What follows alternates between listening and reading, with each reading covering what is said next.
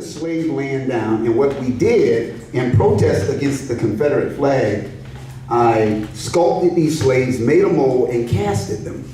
Every one we sold, we sent one to the governor of South Carolina in protest against the Confederate flag. So they have about 600 slaves they're going to do a permanent exhibition at the South Carolina State Museum. Elaine McNichols, we would send them to the governor, and finally he was like, okay, we're going to work on it, Bernard, stop sending me slaves. And so we would send them in huge crates. Now, the irony of all this, you say, well, okay, what's the other part of the story? Why is he standing here? Well, what I did is, also in protest, we built the cabin of a slave ship in my gallery in New Jersey. And for 24 hours, I laid in state with nothing more than what that slave has on. Now, yeah, it pissed off a whole lot of people. They tried to shut the gallery down, but it gave us a purpose. And so, I don't know if I'll ever do that again. We're thinking about it. We're thinking about it. But it was really a profound, it was kind of like living art, where there was a church that was burned down in New Jersey, and we took the old wood and we used that wood to build the thing that I laid down. And so what we didn't take into consideration that the wood was sitting outside and bugs were in the wood. So as I was laying there bucket naked, with just a little loincloth on me, the ants and the termites started coming out the wood. So now I got Associated Press, I got all the different media outlets, everybody's photographing, and I can't move now. So what they did is that they had plastic up under the wood, and they would throw buckets of water on me to kind of like wash the ants off of me. So I was there for 24 hours, ants running between my testicles. I mean, it was really cool now. It was really cool, but you know what it did? I mean, I really couldn't even look at the people, so I had to turn my head away. And it was really a profound moment when you realize that you have no control over you, your bodily functions, your freedom.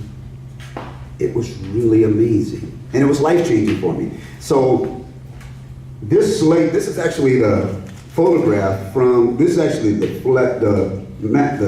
newspaper when we did the exhibition in New Jersey.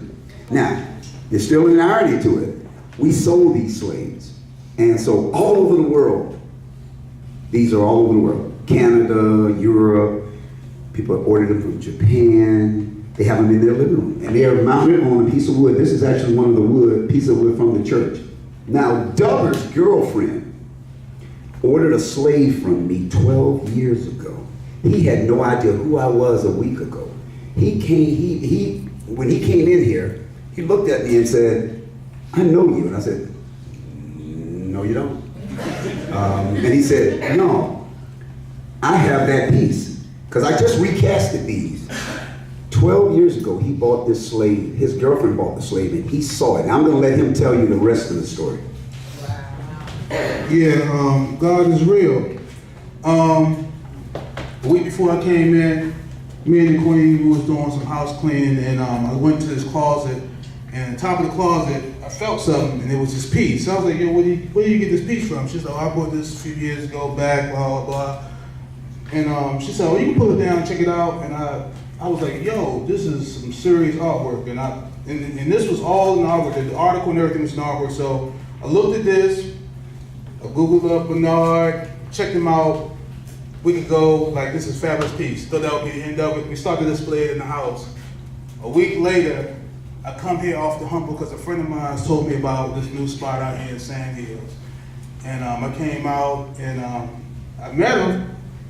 And I was like, this guy looks familiar, but still didn't register. And as we're talking, he said, yo, man, I gotta go to Charlotte, I gotta get these molds and blah, blah, blah.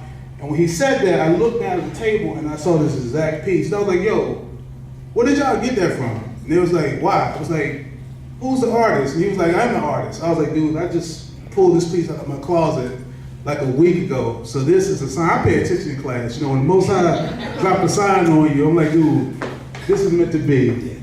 So I brought this tonight. I really didn't plan on playing tonight. I just came by to drop off some flyers to ask me to come and play.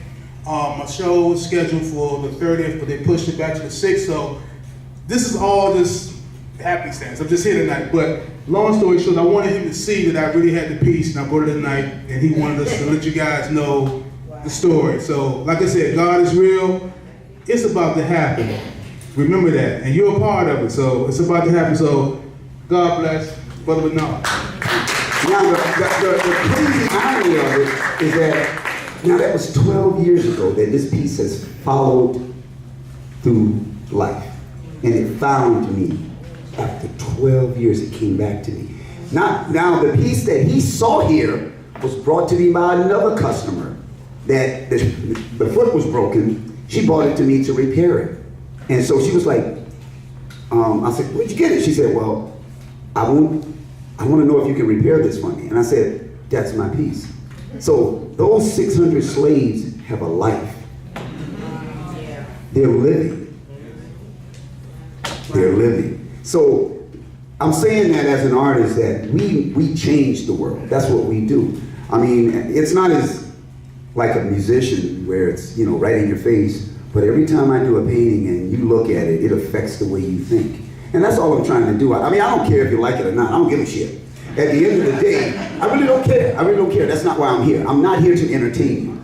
It's inside of me. God put it inside of me, and I just got to get it out. And so if you like it, it's fine. If you don't, that's fine. Thank you for letting me take some time, guys. Y'all have a nice evening. We got much more.